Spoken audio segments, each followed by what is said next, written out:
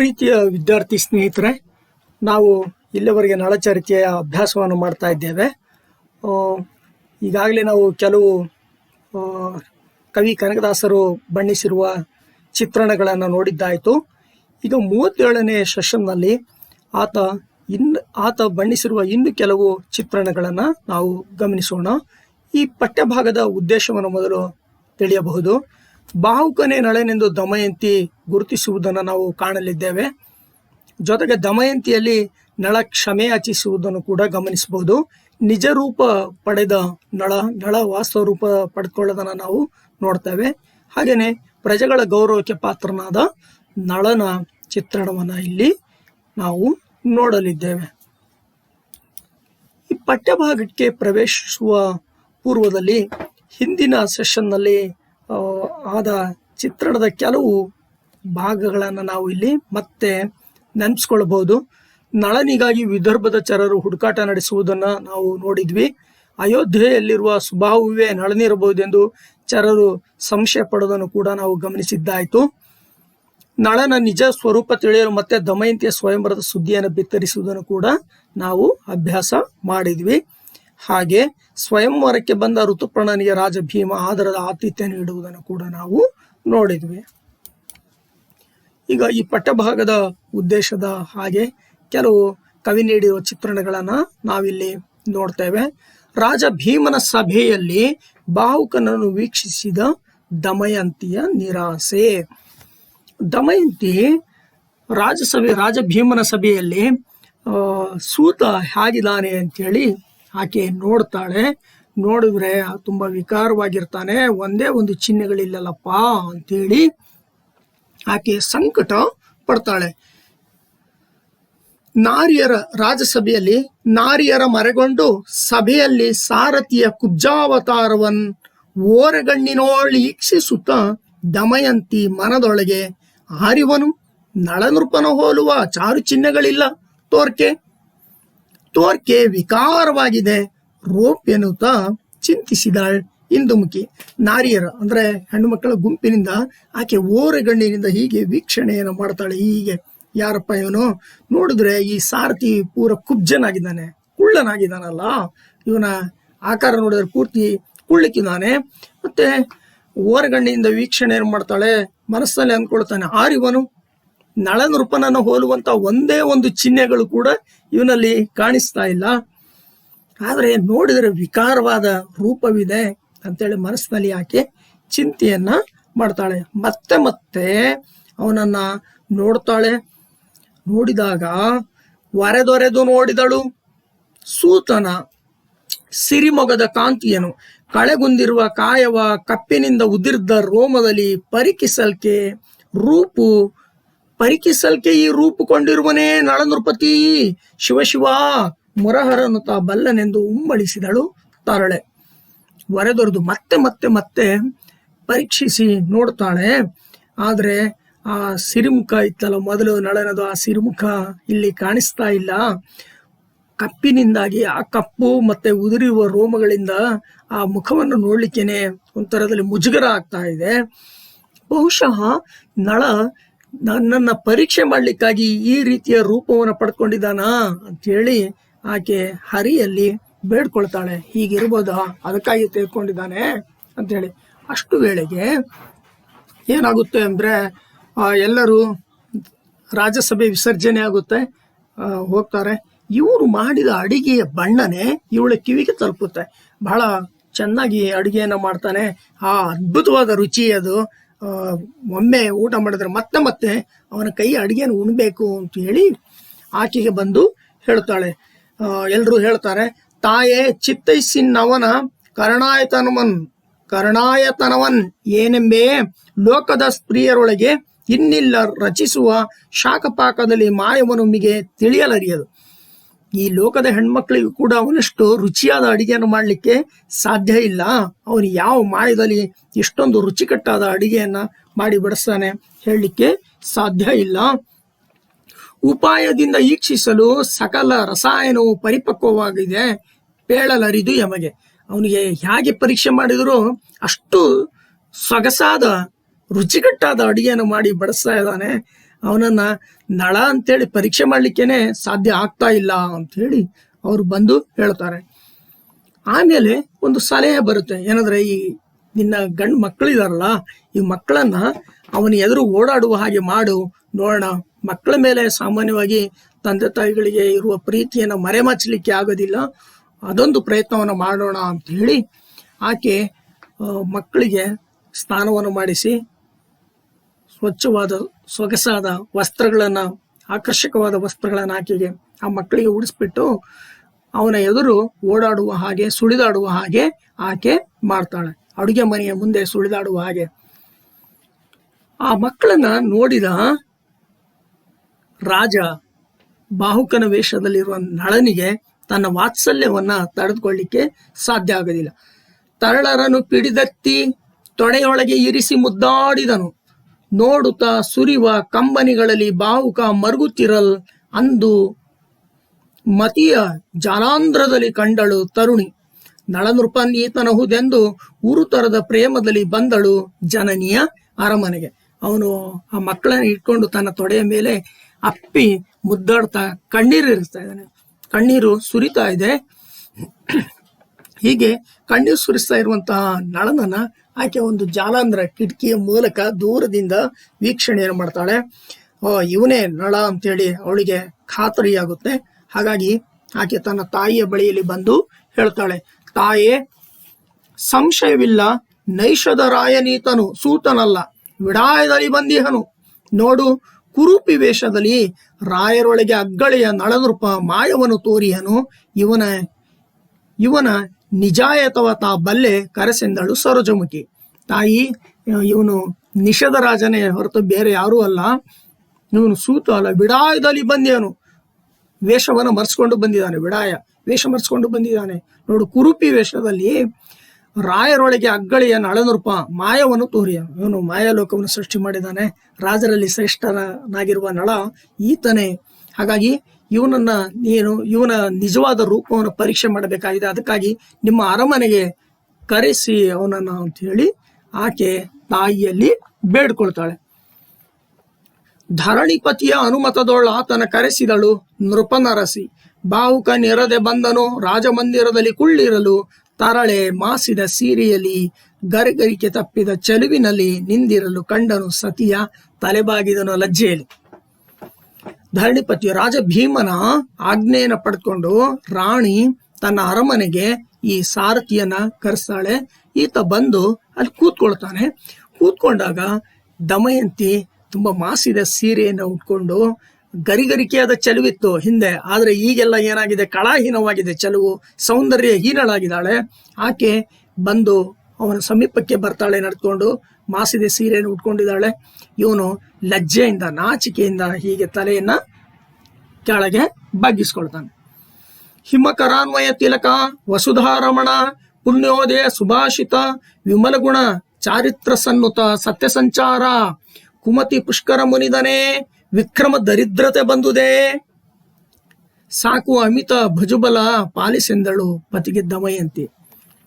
ಅವಳು ಏನ್ ಮಾಡ್ತಾಳೆ ಅಂದ್ರೆ, ಗಂಡು ಮಕ್ಕಳೆಲ್ಲ ಕಣ್ಣಿಗೆ ಪ್ರೀತಿ ವಾತ್ಸಲ್ಯ ಪ್ರಚನ್ನ ವೇಷದ ನಳನನ್ನು ಗುರುತಿಸಿದ ದಮಯಂತಿ ನಳನ ಭೇಟಿಯಾಗುತ್ತೆ. ಭೇಟಿಯಾಗುವಾಗ ಅಲ್ಲಿ ಆಕೆ ಹೇಳ್ತಾಳೆ, ಬಂದು ಹಿಮಕರಾನ್ವಯ ತಿಲಕ, ಚಂದ್ರವಂಶದ ತಿಲಕದ ಉತ್ಪಾದಿಯಲ್ಲಿ ಇರುವವನೇ, ವಸುಧಾರಮಣ ಭೂಮಿಯನ್ನು ಆಳುವವನೇ, ಪುಣ್ಯೋದಯ ಪುಣ್ಯದ ಉದಯವಾಗಿ ಇರುವವನು, ಸುಭಾಷಿತ ವಿಮಲ ಗುಣ ಅತ್ಯುತ್ತಮವಾದ ಗುಣಗಳನ್ನ ಹೊಂದಿರುವವನೇ, ಚಾರಿತ್ರ್ಯ ಸನ್ನುತ ಶ್ರೇಷ್ಠ ಚಾರಿತ್ರ್ಯ ವ್ಯಕ್ತಿತ್ವವನ್ನ ಹೊಂದಿರುವ ಸತ್ಯ ಸಂಚಾರ, ಯಾವಾಗಲೂ ಕೂಡ ಸತ್ಯದ ದಾರಿಯಲ್ಲಿ ನಡೆಯುವವನು.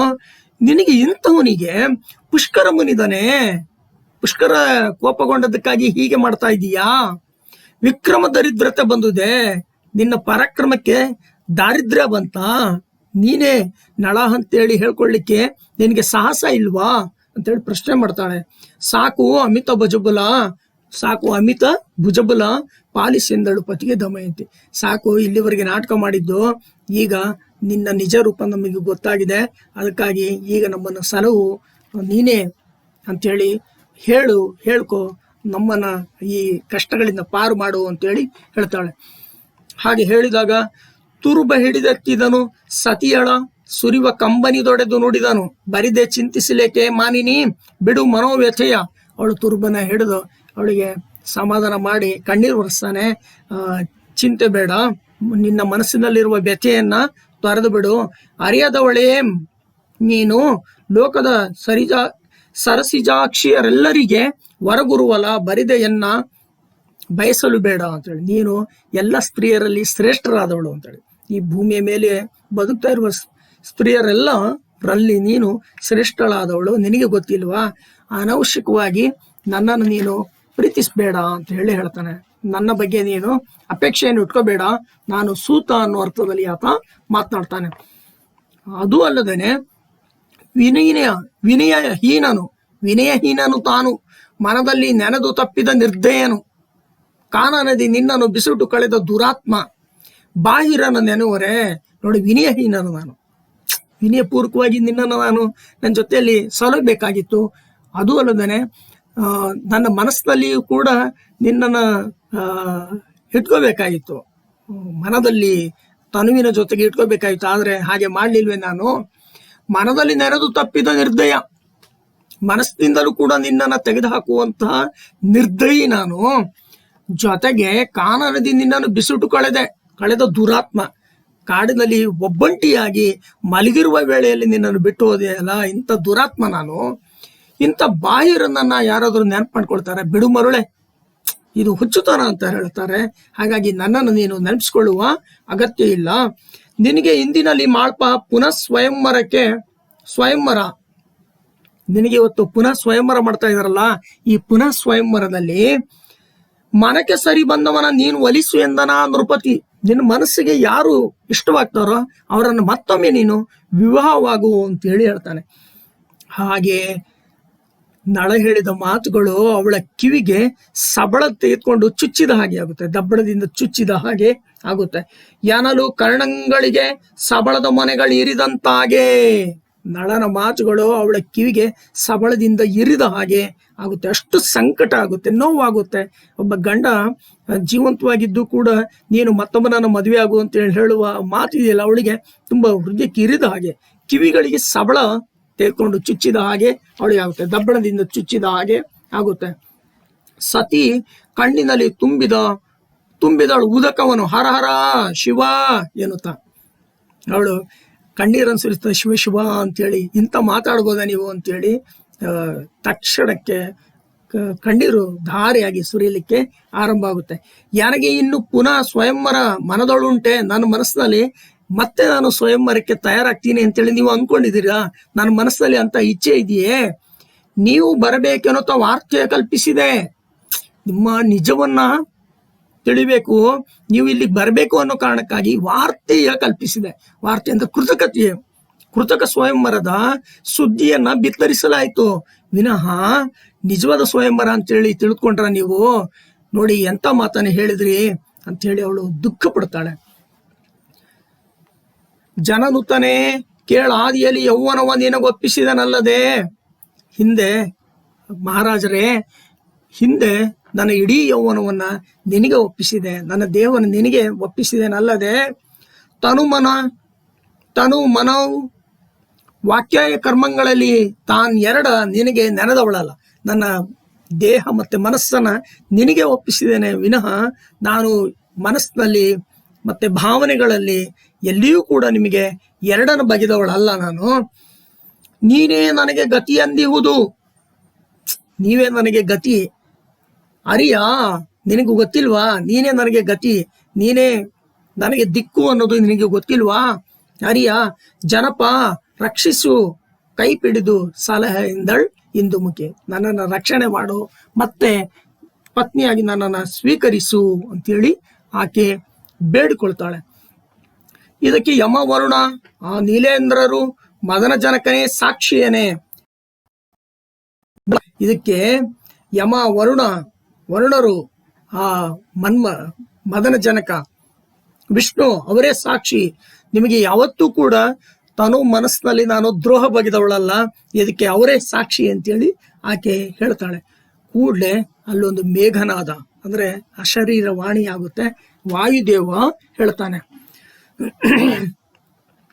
ವಾಯುದೇವ ವಾಯು ನಳನೃಪನೊಡನೆ ಸತ್ಯವನು ಅವನು ಹೇಳ್ತಾನೆ ರಾಜನಿಗೆ, ಚದುರ ಕೇಳ್ ದಮಯಂತಿ ಲೋಕದ ಸುದತಿಯೇ, ತಿಳಿ ಲೋಕಪಾವನೆ, ಇದಕ್ಕೆ ಸಂಶಯ ಬೇಕೆ, ಅವಳು ಲೋಕಪಾವನೆ, ಅವಳು ಪವಿತ್ರಳು, ನಿಸ್ಸಂಶಯವಾಗಿ ಅವಳಲ್ಲಿ ನೀನು ಕೊರತೆಯನ್ನು ಹುಡುಕ್ಬಾರ್ದು ಅಂತ ಹೇಳಿ ವಾಯುದೇವ ಶರೀರವಾಣಿಯಿಂದ ಆತ ಹೇಳ್ತಾನೆ.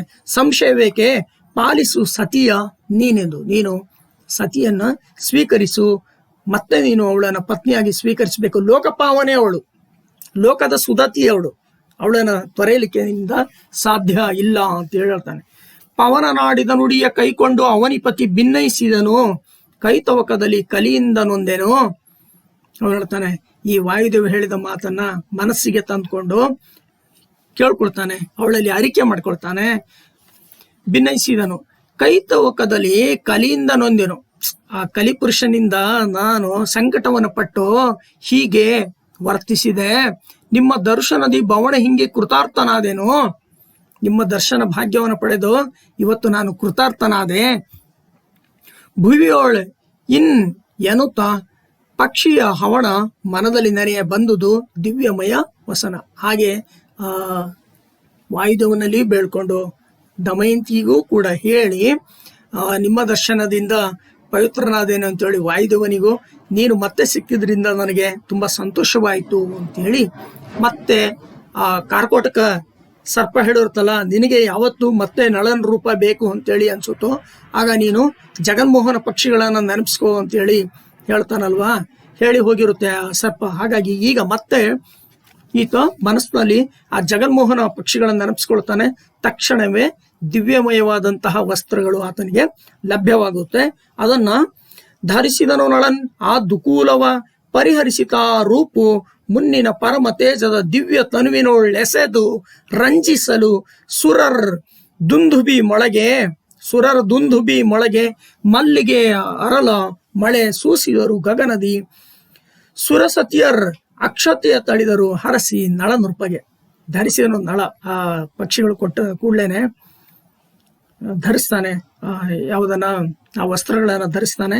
ಧರಿಸಿದ ಕೂಡ್ಲೇನೆ ಮೊದಲಿನ ಹಾಗೆ ಏನು ದಿವ್ಯವಾದ ರೂಪ ಅವನಿಗೆ ಬರುತ್ತೆ. ದಿವ್ಯ ತನುವಿನೊಳ್ ಎಸೆದು ರಂಜಿಸಲು, ಮತ್ತೆ ದಿವ್ಯವಾದ ರೂಪವನ್ನ ನಳನ ಆ ಸೌಂದರ್ಯ ಮನ್ಮಥನ ಆಕಾರದ ರೂಪವನ್ನು ಆತ ಪಡೆದುಕೊಳ್ತಾನೆ.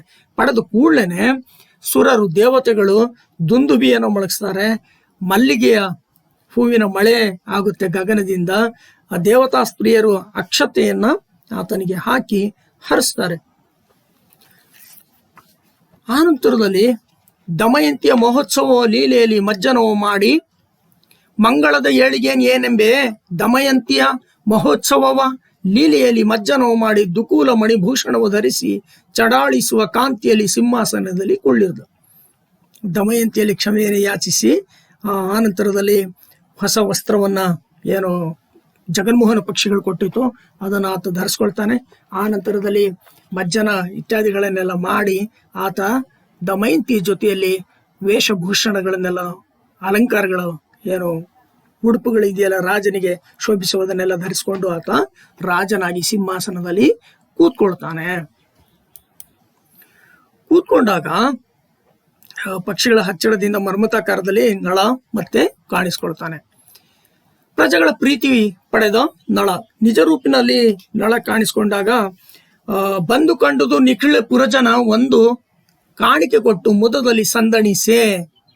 ಎಲ್ರು ಕೂಡ ಬಂದವನಿಗೆ ಕಾಣಿಕೆಗಳನ್ನ ಕೊಡ್ತಾರೆ, ತಮ್ಮ ಪ್ರೀತಿಯನ್ನ ತೋರಿಸ್ತಾರೆ. ಪ್ರೀತಿಪೂರ್ವಕವಾದ ರಾಜನೇ ಅಂತೇಳಿ ಮುದದಲ್ಲಿ ಸಂತೋಷದಲ್ಲಿ ಸಂದಣಿಸೆ. ಅದೇ ವೇಳೆಗೆ ಋತುಪರ್ಣ ಬರ್ತಾನೆ. ಋತುಪರ್ಣ ಬಂದನು ಮಂತ್ರಿ ಜನ ಸಹಿತ ಸಂದ ಮಣಿಕಾಂಚನ ಸುವಸ್ತುವ ತಂದು ಸಮ್ಮುಖದೊಳಿರಿಸಿ, ಅವನು ಮುಂದೆ ಮಂತ್ರಿಗಳ ಜೊತೆಯಲ್ಲಿ ಬಂದು ಒಳ್ಳೊಳ್ಳೆಯ ವಸ್ತು ಒಡವೆಗಳನ್ನು ತಂದು ಆತನಿಗೆ ಅರ್ಪಿಸಿ ವಿನಿಯದಿನಿಂದು ಭಿನ್ನಯಿಸಿದನು. ಅವನಿಗೆ ಭಿನ್ನಯಿಸ್ಕೊಳ್ತಾನೆ. ಕರೆಗಳ ಮುಗಿದು ನಳನೃಪಗೆ ಕೈ ಮುಗಿದು ಕೇಳ್ಕೊಳ್ತಾನೆ, ನಾನು ನಿಮಗೆ ರಾಜ ಅಂತೇಳಿ ಗೊತ್ತಿಲ್ಲದೆ ಹೀಗೆಲ್ಲ ಮಾಡಿಬಿಟ್ಟೆ, ದಯಮಾಡಿ ನನ್ನನ್ನ ಕ್ಷಮಿಸಿ ಅಂತೇಳಿ ಹೇಳ್ತಾನೆ. ರೂಢಿಯಲ್ಲಿ ನಾ ನಿಮ್ಮನ್ನ ಅರಿಯದೆ ಮೂಢಮತಿ ಅವಿವೇಕಿ ತುರಗವ ಹೂಡಿದಾಗಲೇ ರಥಕ್ಕೆ ಆದಿಯೊಳರಿದ್ದೇನೆ. ನಾನು ನಿಮ್ಮನ್ನ ಸಾರಥಿಯಾಗಿ ಮಾಡ್ಕೊಂಡೆ, ಮೂಢನಾಗಿ ವರ್ತಿಸಿದೆ, ಅವಿವೇಕಿಯ ಹಾಗೆ ನಾನು ನಿಮ್ಮನ್ನ ನಡೆಸಿಕೊಂಡೆ. ಹಾಗಾಗಿ ನೀವು ರಥಕ್ಕೆ ಕುದುರೆಯನ್ನು ಹೂಡುವ ಸಮಯದಲ್ಲಿ ನಿಮ್ಮನ್ನ ನಳ ಅಂತೇಳಿ ತಿಳಿದ್ನ ನಾನು? ಇಲ್ಲ, ಹಾಗೆ ಮಾಡಲಿಲ್ಲ.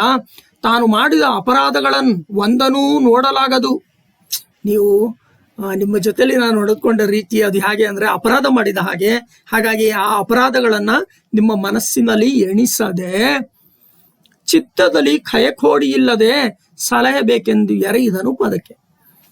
ನಿಮ್ಮ ಮನಸ್ಸಿನಲ್ಲಿ ಯಾವುದೇ ಕಹಿ ಭಾವನೆಯನ್ನ ನನ್ನ ಬಗ್ಗೆ ತಳೆಯದೆ ನನ್ನನ್ನ ಹರಿಸ್ಬೇಕು, ನನ್ನನ್ನ ನೀವು ಸಂತೈಸ್ಬೇಕು ಅಂತೇಳಿ, ನನ್ನನ್ನು ಕ್ಷಮಿಸ್ಬೇಕು, ಮನ್ನಿಸ್ಬೇಕು ಅಂತೇಳಿ ಕಾಲಿಗೆ ಬೀಳ್ತಾನೆ. ಹಾಗೆ ಬಿತ್ಕೊಳ್ಳೇನೆ ನಳ ಏನ್ ಮಾಡ್ತಾನಂದ್ರೆ ಅವನನ್ನ ಬೇಗ ಎತ್ತಿ ಅಪ್ಪಿಕೊಂಡು ಹೇಳ್ತಾನೆ, ಈ ಪರಿಯೋಳ್ ಏನಲ್ ಆ ನೃಪನ ಸಂತಾಪವನ್ನು ಪರಿಹರಿಸಿ. ಅವನ ಮನಸ್ಸಲ್ಲಿ ಇತ್ತಲ್ಲ ಸಂಕಟ, ನಾನು ಈ ನಳನನ್ನ ಹೀಗೆ ನಡೆಸ್ಕೊಂಡೆ, ಸಾರಥಿಯಾಗಿ ಮಾಡಿದೆ, ಅವನಿಗೆ ಅಡಿಗೆ ಕೆಲಸ ಮಾಡೋಕೆ ಹಚ್ಚಿದೆ, ರಥದ ಕುದುರೆಗಳನ್ನು ತಂದು ರಥಕ್ಕೆ ಕಟ್ಟುವ ಹಾಗೆ ಮಾಡಿದೆ ಅಂತ ಒಂದು ಸಂಕಟ ಇತ್ತಲ್ಲ, ಅದನ್ನೆಲ್ಲ ಅವನ ಮನಸ್ಸಿನಲ್ಲಿರೋ ಸಂಕಟಗಳನ್ನೆಲ್ಲ ಪರಿಹರಿಸಿ ನಳನೃಪ ತಾ ಪಿರಿದು ಮಣಿಭೂಷಣಗಳನ್ನಿತ್ತು.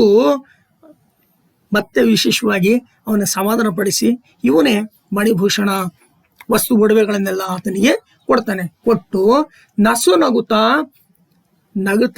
ಮುಗುಳ್ನಗುತ್ತಾ ಹೀಗೆ ಹೇಳ್ತಾನೆ, ಕೋಪವು ನನಗೆ ಇಲ್ಲ ಎಂದು, ನಿಮ್ಮೇಲೆ ಯಾವುದೇ ಕೋಪ ಇಲ್ಲ ನನಗೆ ಎಂದು, ಅಯೋಧ್ಯ ಭೂಪನನು ಮನ್ನಿಸುವ ಸಮಯದಿ ತಾಪರಸನು ಒಡಗೊಂಡು ಬಂದನು ಒಲಿದು ಮೈತ್ರೇಯ.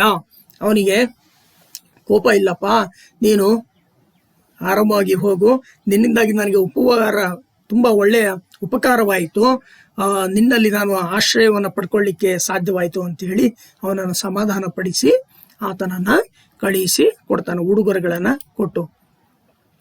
ಸ್ನೇಹಿತರೆ, ಈ ಪಠ್ಯಭಾಗ ಏನಿದೆ 37ನೇ ಸೆಷನ್, ಇದರಲ್ಲಿ ಕೆಲವು ಗಮನಿಸಬೇಕಾದ ವಾಕ್ಯಗಳನ್ನು ನಾವು ಈಗ ನೋಡೋಣ. ಫಾಲಲೋಚನನಿಂದ ಫಲಿಸಿತು ಪುಣ್ಯವೆನಗಿಂದು. ಅಂದ್ರೆ ಈತ ಬಾಹುಕನ ವೇಷದಲ್ಲಿರುವ ನಳ ವಿದರ್ಭಕ್ಕೆ ಋತುಪರ್ಣನ ಜೊತೆಯಲ್ಲಿ ಬಂದಿರೋ ಸುದ್ದಿಯನ್ನ ಕೇಳಿದ ದಮಯಂತಿ ಹೀಗೆ ಅಂದ್ಕೊಳ್ತಾಳೆ, ಫಾಲಲೋಚನ ಶಿವನಿಂದಾಗಿ ನನಗೆ ನಳನನ ಮತ್ತೆ ಕೂಡುವಂತಹ, ಮತ್ತೆ ನೋಡುವಂತಹ ಒಂದು ಸಂದರ್ಭ ಒದಗಿತು ಅಂತೇಳಿ. ಶೋಕಜ್ವಾಲೆ ಪರಿಹಾರವಾಯಿತು, ಅವನಿಗೆ ಅವನನ್ನು ನೋಡಿದ್ರಿಂದ ನನ್ನ ಶೋಕ ಪರಿಹಾರ ಆಯಿತು ಅಂತೇಳಿ ಈಕೆ ಹೇಳುವಂಥದ್ದು. ಯಾರು? ದಮಯಂತಿ ಹೇಳ್ಕೊಳ್ತಾಳೆ, ಶೋಕಜ್ವಾಲೆ ಪರಿಹಾರವಾಯಿತು. ತರಳರನ್ನು ಪಿಡಿದೆತ್ತಿ ತೊಡೆಯೊಳಗಿರಿಸಿ ಮುದ್ದಾಡಿದನು. ಮಕ್ಕಳಿರ್ತಾರಲ್ಲ 2 ಜನ ಅಡಿಗೆ ಮನೆ ಮುಂದೆ ಓಡ್ತಾ ಇರ್ತಾರೆ, ಆ ಮಕ್ಕಳನ್ನ ಈತ ಬಾಹುಕ ತೆಗೆದು ತನ್ನ ತೊಡೆಯ ಮೇಲೆ ಕೂರಿಸ್ಕೊಂಡು ಕಣ್ಣೀರ್ಗುರಿತು ಮುದ್ದಾಡೋದನ್ನ ಕವಿ ಈ ಮಾತಿನಲ್ಲಿ ಹೇಳ್ತಾನೆ. ವಿಕ್ರಮ ದರಿದ್ರತೆ ಬಂದುದೇ, ದಮಯಂತಿ ಹೇಳುವಂಥದ್ದು.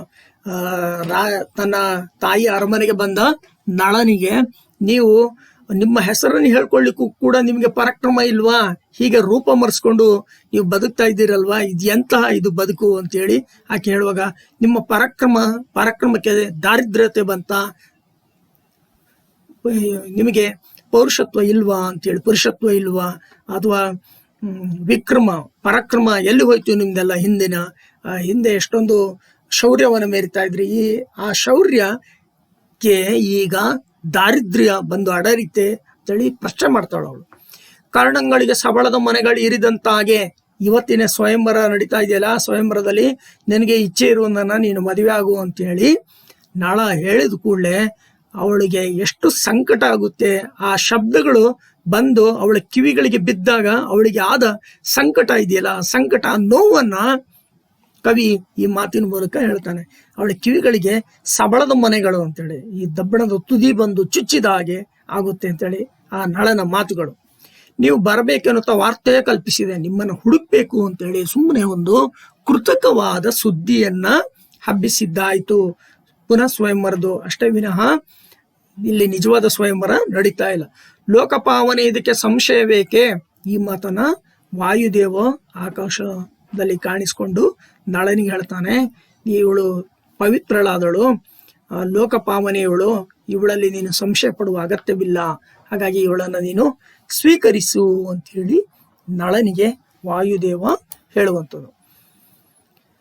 ಆತ್ಮೀಯ ಮಿತ್ರರೇ, ಈ ಸೆಷನ್ನಲ್ಲಿ ಕವಿ ಬಣ್ಣಿಸಿರುವ ಏನು ವರ್ಣನೆಗಳಿದೆ ಅದನ್ನೆಲ್ಲ ಇನ್ನೊಮ್ಮೆ ನಾವು ನೆನಪಾಡ್ಕೊಳ್ಳೋಣ.